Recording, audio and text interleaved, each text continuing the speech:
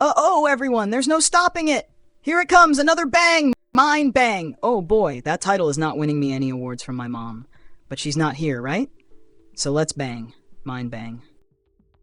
Is church just a lame try-hard version of D&D? Or Yahweh the Dragon Slayer? Alright, let's dive into this wild idea of Yahweh being, or at least being compared to, a dragon or some dragon-slaying warrior. I mean, when you think about it, the Old Testament God kind of does have a lot of dragon-like qualities. And let's be real, if we're talking about the ultimate boss fight in ancient mythology, Yahweh is pretty much the final boss, hands down. So first things first, Yahweh's got some serious warrior vibes. Storm God, Dragon Slayer, take your pick. Storm gods tend to be fighters by default because, they control lightning, thunder, and all that chaos. And Yahweh? Oh yeah, he's all about the storm. This isn't just a, oh look, it's raining situation. Nah, Yahweh's got tempests and fire. The kind of weather that would make you want to stay indoors and watch Netflix. In fact, if you look at ancient mythology, pretty much every storm god is out there battling some gnarly dragon-like creature. Thor goes head-to-head with the Midgard serpent, Marduk takes on Tiamat, and Zeus. Yeah, he's not exactly friends with Typhon. It's like a legendary showdown of storm gods versus chaos serpents. Yahweh isn't one to skip a fight, and he definitely battles the dragon Leviathan. Yep, a big, nasty sea monster that sounds like it should be on a metal album cover. Now, here's where it gets real interesting. I'm about to describe something for you, and you have to guess what it is. Ready? It's got a long snout and smoke pours from its nostrils. It breathes fire, it has wings and can fly. It hoards gold, it eats livestock and female virgins. Yeah, I said it. Any guesses? If you guessed Yahweh, then congratulations. You just won the most bizarre Bible trivia question ever. But wait, why would anyone describe God like that? Well, that's exactly the question that led me down this weird rabbit hole. The imagery is very dragon-like. Let's break this down. Nostrils that breathe fire? Okay, where have we heard that before? Leviathan from the Book of Job has nostrils spewing smoke and fire, and if you flip through some of the Psalms, Yahweh's description is eerily similar. Smoke went up from his nostrils, and devouring fire from his mouth. Sounds like a fire-breathing dragon to me. And you can't tell me that fire-breathing dragons don't also hoard gold and burn stuff down for fun. Pretty much a universal dragon move. Wings and flight? Alright, we're talking about some serious sky action here. Yahweh is not above flying around, and if you take a look at some Psalms, he's actually described as having wings that protect and shelter. I mean, dragons fly, right? So why not a winged Yahweh? Okay, this is where things get spicy. Remember how dragons are often associated with hoarding treasure and demanding sacrifices? The whole virgin sacrifice thing? Well, Yahweh in the Book of Numbers takes a lot of spoils of war, including 32 virgins. That's right, 32 virgins. For the Lord.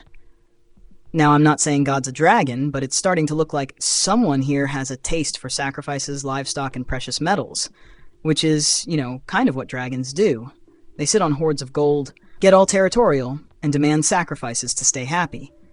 Dragons are basically just really cranky collectors of rare stuff. Let's talk about that portable tabernacle for a second. It was a giant tent that Yahweh hung out in, and the people had to bring him offerings, meat, food, gold, etc. Kind of like a dragon's cave, where stuff just piles up. And if you've ever watched any fantasy movie where the dragon guards treasure, you know how that goes. Gold and livestock as offerings? Classic dragon hoarding behavior. And don't even get me started on the copper thing. Yahweh loves copper. Dragons? Well, they love gold and precious metals, so the connection starts getting a little more tangible. Now here's where things get truly odd. Yahweh lets the Israelites make an idol of a fiery serpent, the Nehushtan. And not just any serpent, but one that looks like it might have come out of a dragon horde. The fact that this fiery serpent is okay to worship? Big dragon energy. The Israelites are essentially told, hey, make an idol of something that looks like a fiery serpent, and it's all good. If you're into dragons, this is definitely your vibe. To sum it up, Yahweh does share a ton of parallels with dragons. Fire-breathing, hoarding treasures, having wings, battling chaos monsters, and demanding sacrifices. Now, I'm not saying he's a literal dragon, but let's be honest, if you were looking for the ultimate storm god slash dragon slaying warrior, Yahweh's your guy. He doesn't just create storms, he is the storm. And that storm? Yeah, it's got fire, smoke, and a whole lot of dragon vibes. In the end, maybe it's not about whether Yahweh is a dragon. Maybe it's just that he's got all the dragon energy, which, considering he's also the one battling giant sea monsters and chaos serpents, might be the most epic character arc ever. You know, I would have been way more interested in church if the Bible mentioned orcs and elves once in a while. Jesus as a 10th level magic user? Maybe not. Okay, on to the next banging mind bang. Bears aren't really bears. The secret name of primitive man's worst fear.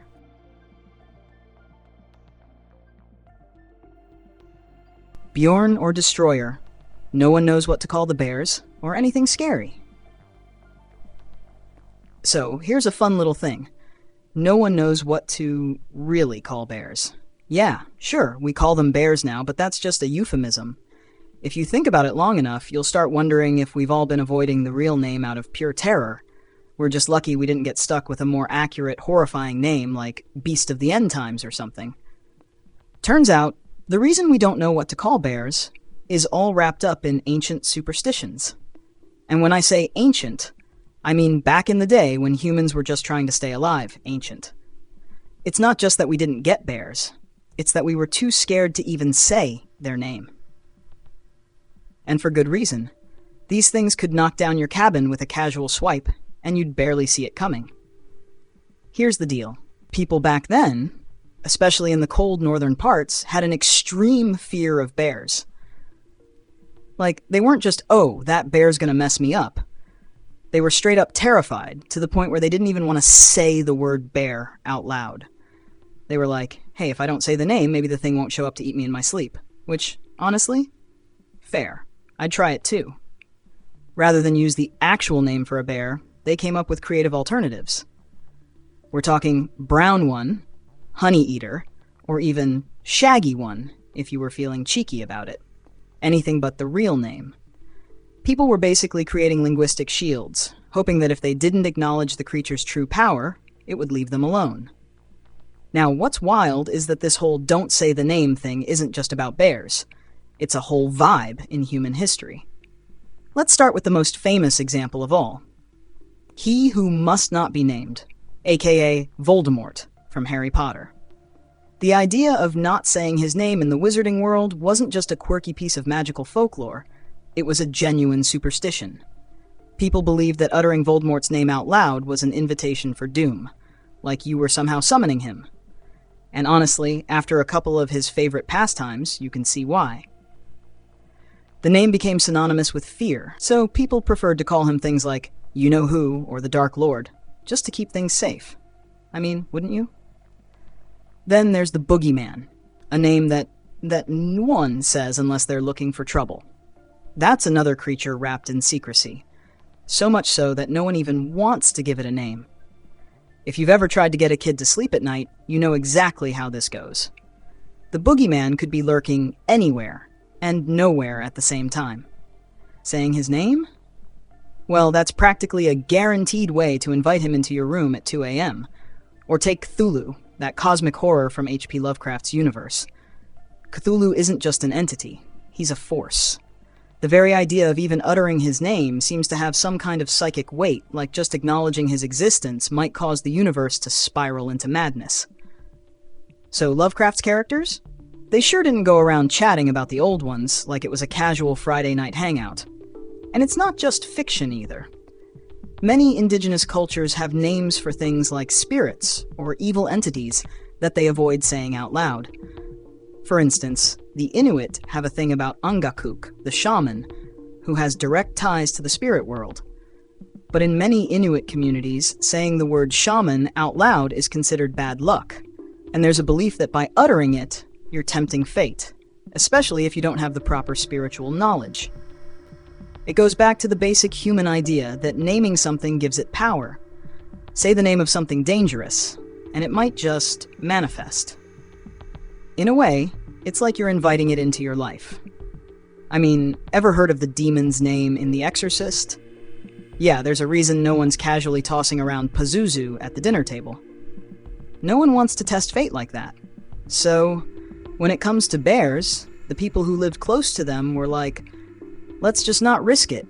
Let's call it anything but the thing that could crush my skull with a single swipe. That's how we ended up with the word Bjorn in Old Norse, which is still the Swedish name for a bear today. It's like saying, let's just call it something safe, like a friend's name, and maybe it won't eat us. And in other places, like the Slavic-speaking areas, they decided to just give the whole thing a non-threatening, kinda cute vibe by calling it the honey eater. Medved, which means honey eater in Russian, just sounds like a bear who's into snacks and not, devouring your livestock. In the Germanic languages, they took a different angle, calling it bear, which was already a euphemism that evolved from some old, lost term. The idea? Call it anything but its true name, and maybe you'll make it through the winter without getting eaten. Because, at that point, who needed an actual name when you're trying to keep the human race alive? The takeaway here is simple. Don't mess with names. Whether it's Voldemort, Cthulhu, or just a bear wandering around in the woods, sometimes it's better to leave certain names unsaid. You just never know what might show up. So if you're ever out in the wild and hear a rustling in the trees, maybe, just maybe, don't go around saying bear too loud. You never know if it's he who will not be named in disguise.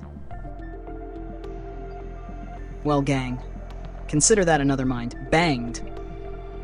I really definitely have committed to this, haven't I? Oh well. As we say in the community, bang on, bro. Bang on. So if you like this crap, dance on that subscribe button like it's that pale moonlight, and slap the like button like it owes you money. Until we bang again, I'm Audi 5000.